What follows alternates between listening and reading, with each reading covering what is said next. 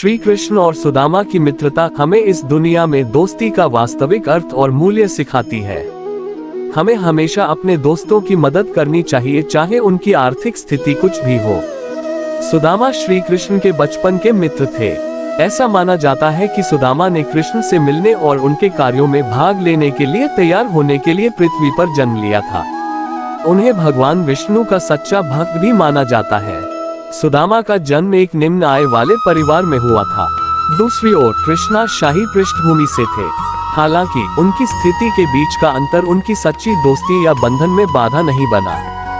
यही इस कहानी श्री कृष्ण और सुदामा की मित्रता में बताया गया है।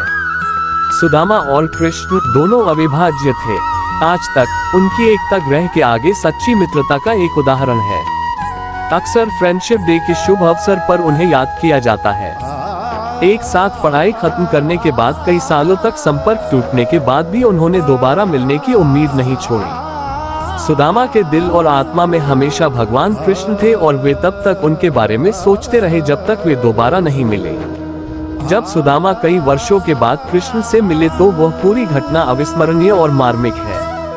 आज भी जब हम उस वक्त को याद करते हैं तो उन दोनों की दोस्ती, एक दूसरे के लिए जो प्यार था, उसके बारे में सोचकर हमारी आंखों में आंसू आ जाते हैं। भगवान कृष्ण और सुदामा बचपन के मित्र और गुरुकुल में सहपाठी थे और उन्होंने गुरु सांदीपनी के मार्गदर्शन में अध्ययन किया था। उनकी शिक्षा पूरी होने के बाद वे अलग हो गए, लेकिन न तो कृष्ण और न ही सुदामा अपनी दिव्य मित्रता को भूल पाए।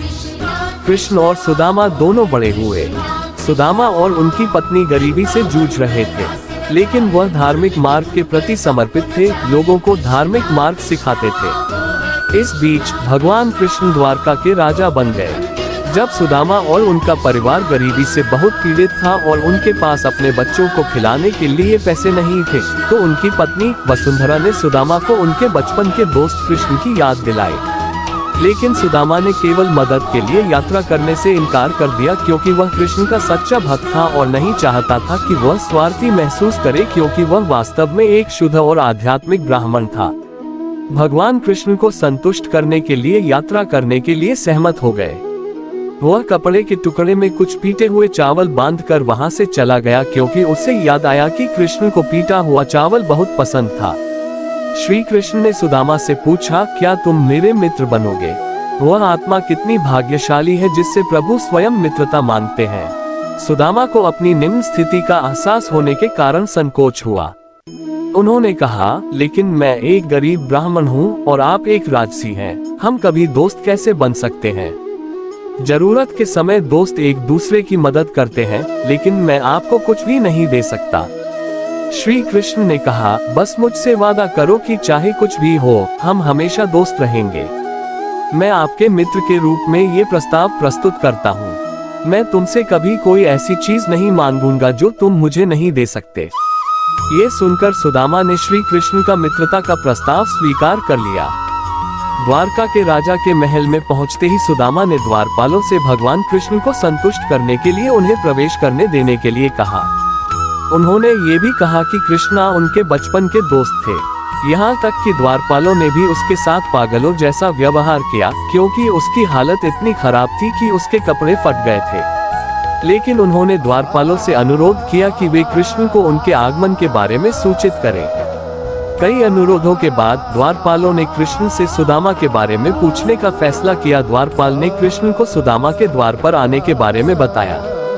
भगवान कृष्ण सब कुछ छोड़कर द्वार की ओर भागे, क्योंकि वे अपने मित्र सुदामा से मिलने के लिए उत्सुक थे। कृष्ण अपने पुराने मित्र को देखकर बहुत प्रसन्न हुए। उन्होंने सुदामा की सामाजिक स्थिति के बारे में सोचे बिना ही सबके सामने काफी देर तक उसे गले लगाए रखा। यहाँ तक कि हर कोई इतना हैरान था कि बेचारा ब्राह्मण द्वारका के राजा भगवान कृष्ण का सहयोगी था, जिसने गृह पर मित्रता शब्द की नई नींव रखी थी।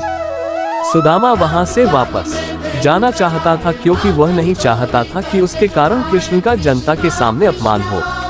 फिर भी कृष्ण ने उन्हें रोका और अपने रक्षकों से सुदामा का अपने महल में स्वागत करने को कहा। कृष्ण ने सुदामा का बड़े प्रेम से पुष्प वर्षा कर स्वागत किया। उन्होंने सुदामा को ईश्वरीय उपचार देने के लिए अपने हाथों से सुदामा के पैर धोए। कृष्ण ने अपनी दासियों से कहा कि वे सुदामा के सभी फटे हुए कपड़ों को उतार दे और उन्हें शाही कपड़ों में बदल दे ताकि उन्हें अधिक आराम महसूस हो, और सुदामा अपने मित्र कृष्ण द्वारा इस तरह के अप्रत्याशित शाही व्यवहार को देखकर रो रहे थे। फिर कृष्ण ने सुदामा को अपनी दासियों द्वारा परोसे गए भोजन की पेशकश की, और सुदामा अपने मित्र कृष्ण द्वारा इस तरह के अप्रत्याशित शाही व्यवहार को देखकर रो रहे थे।